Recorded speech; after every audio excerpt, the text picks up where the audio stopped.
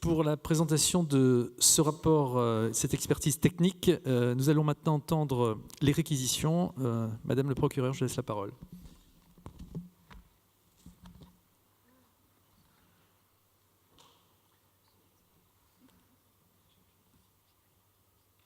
Madame le Président, le ministère public que je représente ici tient tout d'abord à remercier Monsieur l'expert Saget pour ses explications techniques très éclairantes et qui, je pense, en fait, auront suffi à vous convaincre de la culpabilité de Monsieur Guic.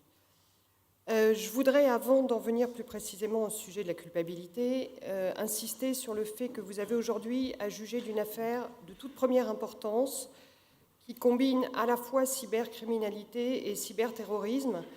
Et il est à peine besoin de rappeler le contexte dans lequel nous vivons aujourd'hui et les épreuves que la France traverse pour souligner la gravité du phénomène. Alors évidemment, on va vous dire que M. Guic n'est jamais qu'un petit hacker à lunettes, à peine sorti de l'adolescence, qui a cherché à jouer au héros pour avoir son quart d'heure de gloire, comme le disait Andy Warhol, et par la commission d'un petit exploit technique qui a cherché à sortir de l'anonymat. Eh bien, malheureusement, ce n'est pas du tout le cas parce que c'est oublié que ce petit exploit technique, il a conduit au piratage pur et simple de données ultra sensibles et à leur transmission à des forces extérieures dont on sait que malheureusement, elles veulent la mort des démocraties occidentales. Donc cette délinquance transposée à l'ère numérique n'est pas anodine, loin s'en faut, dès lors que se cachent derrière elle des desseins absolument radicaux, comme vous l'aurez compris. Donc c'est une affaire d'importance qui n'a non plus rien de virtuel, comme certains le pensent encore. Les attaques informatiques, même si en réalité les médias s'en font peu l'écho, sont légion. Aujourd'hui, elles se multiplient et elles causent des préjudices considérables en menaçant à la fois la sécurité du pays, la sécurité de nos entreprises et la réputation de nos entreprises. Je souligne que, selon une étude récente, on a constaté en 2015 une augmentation de 51% des incidents en matière de cybersécurité dans l'Hexagone et que les entreprises françaises ont subi en moyenne 21 incidents de ce site par jour. C'est dire que c'est une véritable réalité et en tant que représentant de l'intérêt général et représentant de la société, il me faut insister sur ce point et sur l'importance, encore une fois, de cette affaire, compte tenu de ses incidences et de son arrière-plan. Je souligne que c'est évidemment une affaire d'une actualité brûlante. Je voyais encore hier que l'Union des jeunes avocats du barreau de Paris avait organisé à l'attention de ses adhérents un atelier pratique intitulé « Initiation à la cryptographie et à la sécurité informatique à l'ère de la surveillance de masse ». C'est dire que ce sont des sujets qui, aujourd'hui, intéressent tout un chacun. De fait, la lutte contre la cybercriminalité est une priorité nationale, vous le savez, une priorité européenne, une priorité internationale, et vous devrez bien évidemment tenir compte de ce contexte dans votre décision, parce que ce sont des comportements frauduleux, encore une fois, extrêmement menaçants pour nos sites sécurisés, pour notre défense et donc pour le pays tout entier. Alors, il m'appartient de rappeler les faits avant d'en venir à la personnalité de M. Guic et des qualifications pénales applicables. Je le ferai de manière brève, compte tenu, encore une fois, de l'exposé très clair qui vous a été fait par l'expert technique. Donc, je rappelle que le site de Grognères-les-Napoléons a dû effectuer sur son parc une mise à jour logicielle portant sur un antivirus, que cette mise à jour a été effectuée par M. Kevin Guic, employé de la société Eradic File, le 2 mars 2016. On parlera évidemment abondamment de M. Guic. Le 27 mars 2016, la gendarmerie est avisée de survol suspect de drones au-dessus du site, ce qui ressemble bien évidemment à des repérages. Le 22 avril 2016, l'industriel de la défense qui fournit le logiciel du module de pilotage des fameux véhicules blindés de combat de l'infanterie est informé par la DGSE que des documents évidemment éminemment confidentiels et tout aussi sensibles décrivant le paramétrage du module sont en ligne, qui plus est sur un site incitant au terrorisme. Donc évidemment, une enquête est immédiatement diligentée et le 23 avril 2016, l'entreprise Heradic File dépêche sur place des experts. Les résultats de l'enquête ne se font pas attendre. Le 28 avril, on découvre que les données confidentielles ont été dérobées grâce à un logiciel de capture d'informations qu'on appelle donc Cheval de Troie, monsieur l'expert s'en est abondamment expliqué, qui imitait régulièrement la nuit en Wi-Fi des données confidentielles depuis le PC de monsieur Nick Douille, qui était en charge de la maintenance. Ce PC était proche de la fenêtre et donc on peut imaginer que le drone a pu récupérer les données lors de ses vols nocturnes. On découvre aussi que ces transferts se sont produits juste après le passage de M. Geek et ont été effectués jusqu'au 25 avril, jour de la découverte du cheval de Troie. Mes services ayant été informés, des poursuites sont immédiatement engagées contre l'entreprise Heradic File. Ça, c'est le premier volet, je dirais le volet technique numérique de l'affaire. Volet plus classique, on y reviendra lorsqu'on abordera les qualifications pénales. Le 3 mai 2016, le maintenancier dont le PC a été piraté, M. Nick Douille, informe sa direction que certaines données confidentielles qui lui sont personnelles et qui sont relatives à ses comptes bancaires et à ses assurances ont été dérobées sur son PC et qu'il fait l'objet d'un chantage, en tout cas c'est comme ça qu'il le qualifie, sur les réseaux sociaux. Le 25 mai 2016, M. Kevin Geek est mis en examen et une enquête révèle qu'il a été en relation avec M. MAM, individu de nationalité française qui a déménagé en Belgique et à l'encontre duquel un mandat d'arrêt européen a été lancé. Alors, M. Geek ne cherche pas, il faut le lui reconnaître, à nier sa responsabilité pénale, et il avoue notamment être l'auteur du chantage dont a été victime M. Nick Douille. Alors, vous devez, vous, juridiction, prendre en considération la personnalité du prévenu. Je vais donc y accorder quelques mots. M. Kevin Geek, qui est-il ? C'est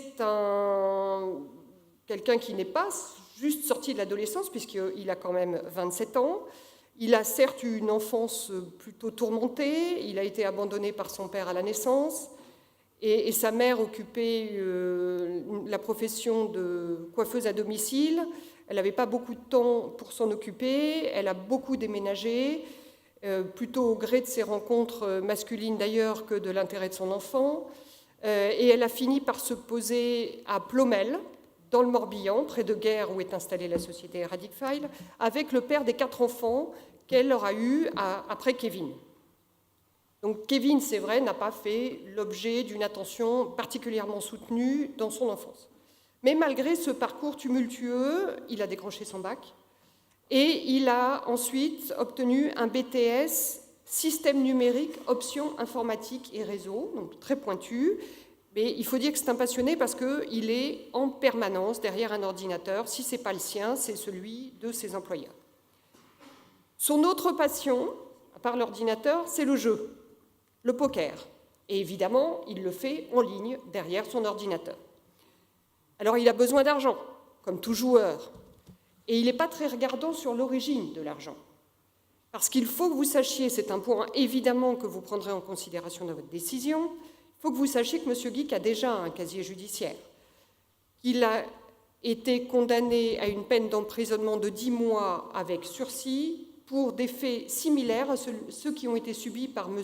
Nick Douille, c'est-à-dire des faits de chantage. Il avait menacé une de ses collègues de révéler des informations privées qu'il était parvenu à glaner en piratant son ordinateur. Donc cet emploi chez Heradic File, c'était une nouvelle chance pour lui, une seconde chance. Il n'a pas su la saisir, ce qui me conduira à demander à son endroit la plus grande sévérité, parce que autant la première fois, on peut se dire, il était plus jeune, évidemment, on peut se dire c'est une erreur de jeunesse, il a perdu la tête, c'est l'argent facile, grâce au chantage, autant la deuxième fois, il avait évidemment pleinement conscience de ce qu'il faisait, il en connaissait les conséquences, de sorte que l'intention de nuire ne fait absolument aucun doute. Voilà pour la personnalité de M. Geek. Les qualifications pénales. Alors, il y a 2 types de qualifications que je vais évoquer. Il y a d'abord, je dirais, la vulgaire infraction. le délit classique tout bête qu'on retrouve dans le Code pénal depuis qu'il existe à peu près, c'est-à-dire depuis 1810. Mais infractions certes vulgaires classiques, mais qui peuvent tout à fait s'appliquer encore aujourd'hui à la délinquance informatique. Et il y a la forme moderne de délinquance, ces nouvelles infractions, ces infractions informatiques qui relèvent de la cyberdélinquance, qui ont fait l'objet d'un arsenal législatif évidemment beaucoup plus récent. Je vais commencer par celle-là.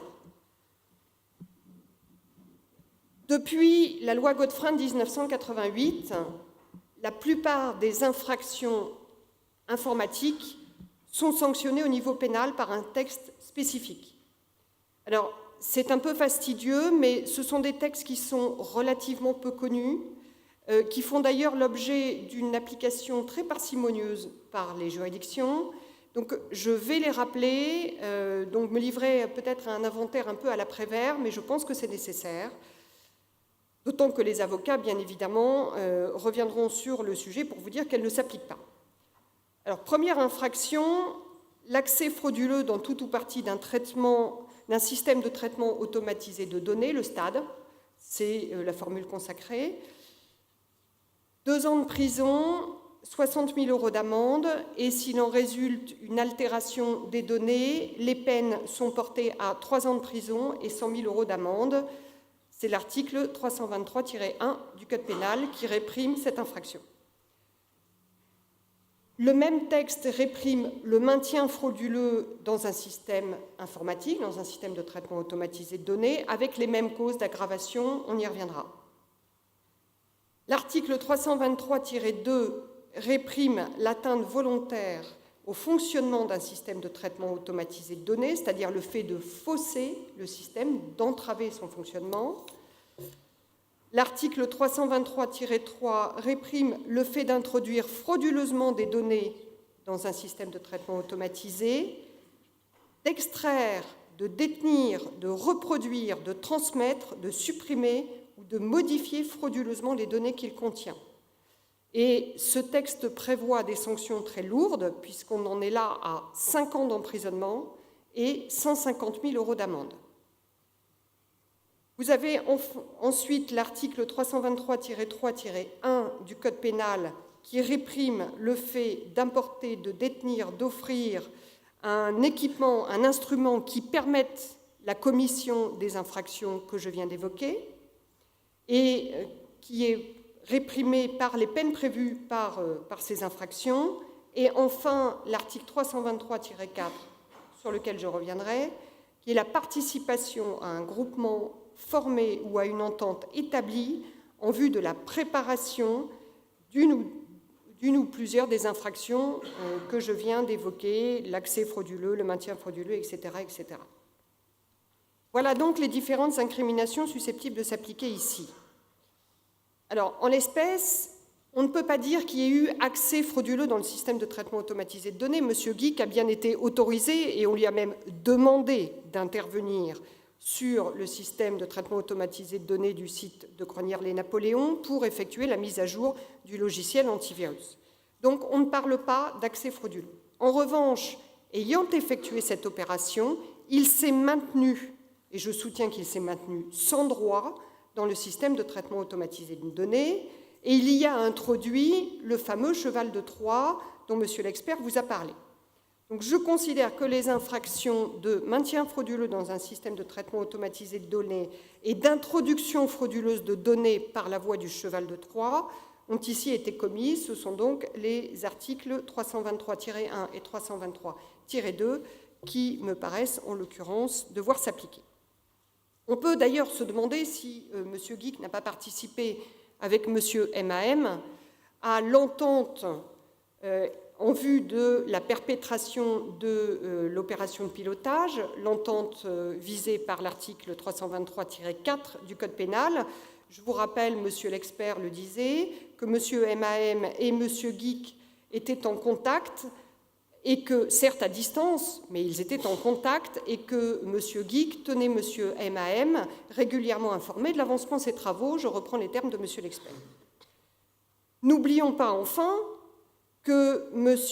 Guic a dérobé des données du centre de Gronières-les-Napoléons, mais aussi les données bancaires et relatives aux polices d'assurance de M. Nicdouille. Il y a donc, à mon sens, vol de données. Et vous savez, Madame le Président, que depuis la loi du 13 novembre 2014 renforçant les dispositions de lutte contre le terrorisme, le vol de données immatérielles est spécifiquement réprimé. En effet, dans l'article 323-3 du Code pénal, les termes « extraire, détenir, reproduire, transmettre des données » ont été ajoutés spécifiquement pour donner une base juridique précise au vol de données. Donc l'infraction réprimée par ce texte est à nouveau caractérisée. À défaut d'ailleurs, je souligne que même avant l'introduction de ces quelques verbes dans l'article 323-3 du Code pénal par la loi de novembre 2014, la Cour de cassation, qui n'appliquait pas ce texte dans un arrêt du 20 mai 2015, l'arrêt Bluetooth, a reconnu la possibilité, sur le fondement de l'incrimination de vol, le vol de droit commun, la soustraction frauduleuse de la chose d'autrui, la Cour de cassation a reconnu que le vol de données pouvait être réprimé. Vous l'aurez compris, le piratage du site de Gronières-les-Napoléons, dont a été victime également à titre personnel M. Nicdouille, c'est un cas d'école qu'il faudrait soumettre aux étudiants de droit pénal spécial parce qu'à peu près toutes les infractions en matière informatique ont été commises par M. Geek. Voilà pour M. Geek. Mais j'estime que la société Eradic File est également responsable pénalement des agissements qui ont été commis par M. Geek. Pourquoi ? Je rappelle qu'au terme du Code pénal, en cas d'infraction intentionnelle, et on est évidemment en présence, toutes ces infractions sont des infractions intentionnelles, il est possible de poursuivre à la fois la personne morale, à la fois la personne physique et la personne morale, complice ou auteur des faits, lorsque l'infraction a été commise pour le compte de la personne morale et par un de ses représentants. Et à mes yeux, c'est le cas ici. Il n'y a pas eu de délégation de pouvoir, c'est un point important, et vous devrez donc considérer que la responsabilité pénale est demeurée sur les épaules de la société Eradic File. Alors, on vous dira que les infractions qui ont été commises par M. Geek l'ont été dans son intérêt personnel et non pas pour le compte de la société Eradic File. À mon sens, ce serait une vision par trop restrictive de l'expression « pour son compte ». Pour son compte, ce n'est pas simplement au profit d'eux, c'est également, à mes yeux, en son nom.